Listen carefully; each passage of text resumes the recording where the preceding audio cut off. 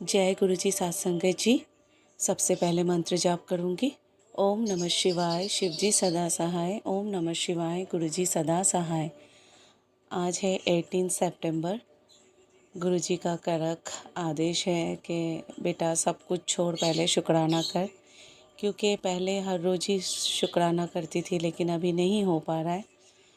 इसके लिए सॉरी गुरुपा, कान पकड़ के माफ़ी मांगती हूँ आपके चरणों में।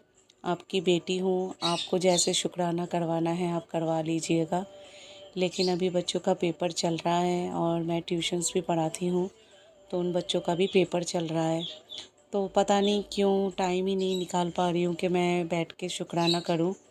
और मैं चाहती हूँ कि मैं जब भी शुक्राना करूँ, मैं अपने मन को शांत रख के आपके चरणों में पूरे समर्पित होके फिर शुक्राना करूं। तो आज जैसे मुझे मौका मिला है और आपके कड़क आदेश का मैं पालन कर रही हूँ, तो आज का मेरा शुक्राना सत्संग यही है कि गुरुपा अब हर टाइम आपकी प्रेजेंट हमें महसूस दिलाते हो, उसके लिए शुक्राना। अभी 2-3-4 दिन पहले की बात कर रही हूँ कि मुझे अब 2-3 दिन बाद ही मुझे बटरफ्लाई नज़र आते हैं और आप आपकी प्रेजेंट हमें बताते हो, उसके लिए भी शुक्राना गुरुपा। और हर काम में मैं कोई भी काम करने जाऊँ उसमें तो आपकी ब्लेसिंग होती ही है, और आपसे जुड़े हुए 1 साल से ऊपर हो गया है, इसके लिए भी अनंतम शुक्राना गुरुपा। ऐसे ही अपने चरणों में लगाए रखना, अपनी ब्लेसिंग देते रहना और मैं अच्छे इंसान बन पाऊँ, अच्छे काम कर पाऊँ, ऐसे इंसान बनाना, अपने चरणों में लगाए रखना। कभी कोई गलती हो तो अपनी बेटी समझ के माफ़ भी कर देना। लेकिन गुरुपा, मैं एक बात आज कहना चाहती हूँ, पता नहीं मैं सही हूँ कि गलत हूँ, लेकिन कुछ सत्संग में मैं आपके जो वचन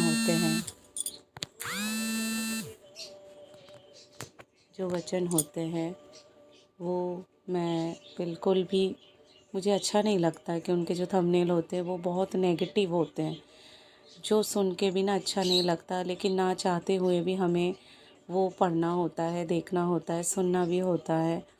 लेकिन प्लीज़ आप सभी से मेरी हम्बल रिक्वेस्ट है, ऐसा मत कीजिएगा। और अब तो कुछ ऐसा भी मैंने देखा है कि जैसे आपके स्वरूप को लेके भी छेड़खानी चलती है, तो वो भी चीज़ अच्छी बात नहीं है, क्योंकि हमें सभी संगत को पता है कि गुरुपा क्या थे, क्या है, तो उनके हर चीज़ में वो प्रेजेंट है। उनके वो चीज़ों को लेके छेड़खानी करना, आई थिंक उनको भी अच्छा नहीं लगता होगा, और हम भी संगत हैं, हमें भी अच्छा नहीं लगता है।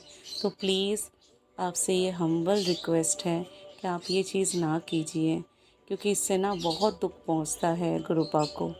और हम जो नए संगत हैं ना, हमें भी समझ नहीं आता है, हम फिर एक क्वेश्चन मार्क में आ जाते कि कौन सा सत्संग सही है नहीं है। तो हम फिर वही जब बोलते कि ना सारे पुराने सत्संग जो थे वही सही थे, वही सुनना चाहिए, तो हम अब तो ऐसे ही करते कि जो पुराने सत्संग हैं वही सुनने की कोशिश करती हूँ, लेकिन ज़्यादा नहीं सुन पाती हूँ। लेकिन गुरुपा, आपसे भी मेरी एक रिक्वेस्ट है कि मैं हर रोज़ सत्संग नहीं कर पाती हूँ, तो आप ही जैसे भी हो सत्संग करवा लेना, जैसे भी हो। तो आज का मेरा सत्संग यही है, आगे और सत्संग लेकर आऊँगी। ओम नमः शिवाय, शिव जी सदा सहाय। ओम नमः शिवाय, गुरु जी सदा सहाय। जय गुरु जी सत्संगत जी, जय गुरु जी। अगर कुछ मैंने गलत कहा तो प्लीज़ हमें क्षमा कर दीजिएगा, और मैं गुरुपा से भी माफ़ी मांगती हूँ अगर मैंने कुछ गलत कहा हो तो। और प्लीज़ संगत जी मेरा ये सत्संग शेयर कर दीजिएगा। जय गुरु जी, जय गुरु जी सत्संगत जी। संगत जी, मेरे को बहुत टाइम से गुरुदेव के मैसेजेस आ रहे थे टेलीपैथी के थ्रू दैट अपना शुक्राना सत्संग शेयर करने के लिए, लेकिन किसी न किसी वजह से वो रहता जा रहा था, जिसके लिए मैं गुरुदेव से क्षमा चाहती हूँ। और अब मैं अपना छठा शुक्राना सत्संग शेयर करना चाहती हूँ। संगत जी, मैं अपना नाम और जगह रिवील नहीं करना चाहती हूँ। और सत्संग शुरू करने से पहले मैं मंत्र जाप करना चाहती हूँ। ओम नमः शिवाय, शिव जी सदा सहाय। ओम नमः शिवाय, गुरु जी सदा सहाय। संगत जी, मैं एक पीएसयू के लिए काम करती हूँ और सितंबर 2023 में मैं मैनेजर बनी और असिस्टेंट मैनेजर से मैनेजर प्रमोट हुई और ऑन प्रमोशन मेरा ट्रांसफ़र दिल्ली से आगरा कर दिया गया। एंड संगत जी, जब मैं बहुत टाइम से कोशिश कर रही थी, जब 1 साल पूरा हो गया, मैंने वापस आगरा से दिल्ली ट्रांसफ़र करवाने के लिए अप्लाई किया। लेकिन संगत जी, ऑफ़िस पॉलिटिक्स की वजह से जो ऑफ़िसर ट्रांसफ़र्स देखते थे, वो मेरे काफ़ी अगेंस्ट थे। किसी ने मेरे बारे में उनको नेगेटिव फ़ीडबैक दे दिया था। मैंने उनको बहुत रिक्वेस्ट की कि मेरा वापस ट्रांसफ़र कर दो। लेकिन बहुत रिक्वेस्ट करने के बाद भी उन्होंने मेरी ट्रांसफ़र की रिक्वेस्ट डिक्लाइन कर दी, जिसकी वजह से मैं बहुत परेशान हुई। मैं 1 साल हो चुका था, मैं अपने घर को बहुत मिस करती थी। मैं अलग नहीं रह पा रही थी और मैं वापस आना चाहती थी। इसके अलावा मेरे को पर्सनल लाइफ में भी मेरी चीज़ें ड्यू थी, मैं शादी करना चाहती थी। लेकिन जब लोगों को पता चला कि मैं आगरा में ट्रांसफ़र अभी हूँ, तो बहुत सारे लोग पीछे हट गए थे। तो जिसकी वजह से मेरी चिंता और बढ़ गई थी, क्योंकि मेरी शादी ऑलरेडी डिले हो गई थी और अब वापस ट्रांसफ़र ना होने की वजह से उसमें और डिले होने लगा था। इस वजह से मैं बहुत परेशान हुई। फिर मैंने गुरुदेव से अरदास की कि गुरुजी, अब आप ही कोई रास्ता निकालिए और मेरा वापस ट्रांसफ़र आगरा से दिल्ली करवाइए।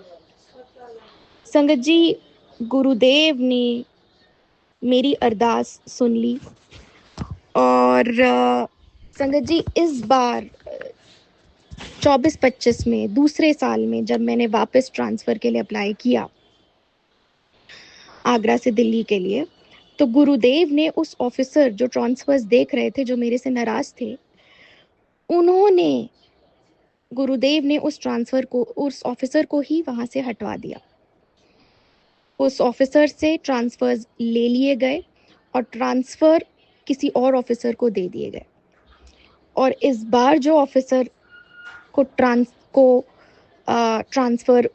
मिले, वो बहुत अच्छे ऑफिसर हैं और उन्होंने मेरी प्रॉब्लम को समझा और उन्होंने मेरी ट्रांसफ़र की रिक्वेस्ट एक्सेप्ट कर ली।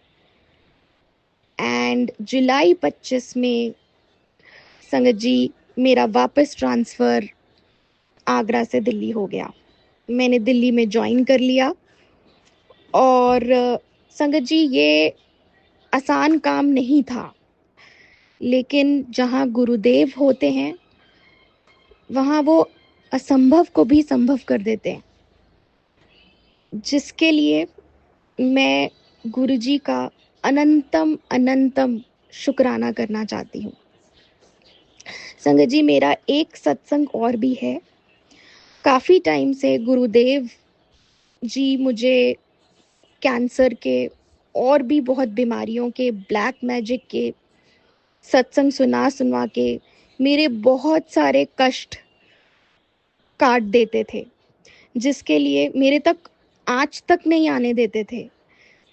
मुझे हमेशा एक सुरक्षा कवच में रखा और बस यही बोलते थे, यही टेलीपैथी के मैसेज आते थे कि तेरे कष्ट मैं सारे उठा रहा हूँ, तू मेरी धी है और तू हमेशा खुश रहे, मैं बस यही चाहता हूँ। तो गुरुजी को मेरा अनंतम अनंतम शुक्राना। जय गुरुदेव।